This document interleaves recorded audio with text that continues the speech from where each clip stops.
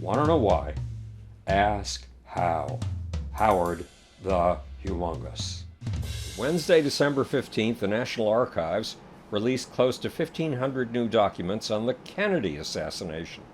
Within hours of that release, CNN yawned that JFK researchers are underwhelmed by the latest release of assassination documents. The New York Post disagreed. It pointed to new evidence that Lee Harvey Oswald, the man who shot John Fitzgerald Kennedy, had met with Russia's spy agency, the KGB, 2 months before Oswald killed Kennedy. So is there gold in the new Kennedy assassination documents, or is there merely gravel? I made a random dive into the new material, and here's what I found. There is a 27-page paper marked secret and titled Warren Commission, Evidence Not Considered. It's dated April 15, 1975, 12 years after the Kennedy assassination. The document is a detailed letter by David W. Bellin to Mr. E. Henry Knoch. David Bellin was an attorney for the Warren Commission, the presidential probe tasked with getting to the bottom of the Kennedy assassination and possibly to calming the American public about it. E. Henry Knoch was deputy director of the CIA. The document delivers a simple message. Fidel Castro had seized Cuba in 1959, and at the time of the Kennedy assassination was slowly turning the island into a Marxist-Leninist dictatorship. 4 years into his regime, Castro was under two threats from the United States: the threat of an invasion like the failed invasion at the Bay of Pigs, and the threat of assassination.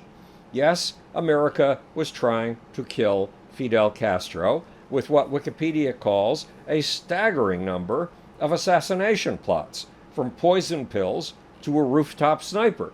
So Castro granted an interview to a reporter from America's biggest wire service, the Associated Press, with a clear purpose: to reach Americans. In essence, Castro told America that if the USA plotted his death, he too would plot the deaths of American leaders.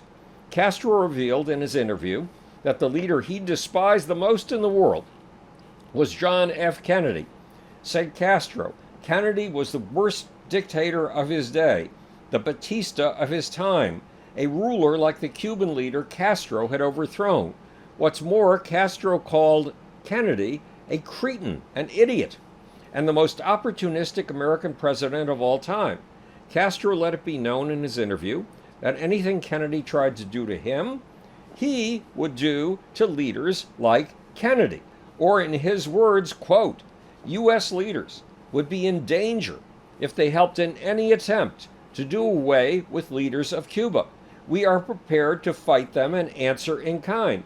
U.S. leaders should think that if they are aiding terrorist plans to eliminate Cuban leaders, they themselves will not be safe. Meanwhile, a Castro fanboy, Lee Harvey Oswald, apparently read a 3-column headline story on Castro's words in his local New Orleans newspaper, the Times-Picayune. Oswald had defected to the Soviet Union in 1959 and had lived there for 3 years before he'd moved back to the USA. So he was in tune with the Marxist leader's words. And here's the key. According to the Bellin letter, Oswald had been furiously trying to get a visa to go to Cuba, but the Cubans had turned him down over and over again. Russia's KGB had apparently not taken Oswald seriously either. Both the Russians and the Cubans apparently believed that Oswald may have been a CIA plant and was a little bit crazy. But that didn't stop Oswald from doing his part for the Russian and Cuban cause. Why? In the last few years, we've learned from our war with the Islamic State, ISIS, how a message in the media can reach lone wolves and inspire them to kill, including slightly crazy lone wolves. In fact, a terrorist group can harvest the insane and turn them into weapons. It can use them as suicide bombers or assassins. And we've learned from ISIS that this form of parallel distributed conspiracy can take place without any direct contact. That appears to be what happened to Lee Harvey Oswald. He appears to have taken Castro's message as a call to action. So to live out Fidel Castro's wishes, to move ahead Fidel Castro's cause, it looks like Lee Harvey Oswald pulled the trigger on his own. Are there other clues like this in the new trove of documents? I suspect there are, and they are now available for you and me to search at the website of the National Archives. This is Howard Bloom speaking to you from the future. It's your job and my job to make, or, want to know why?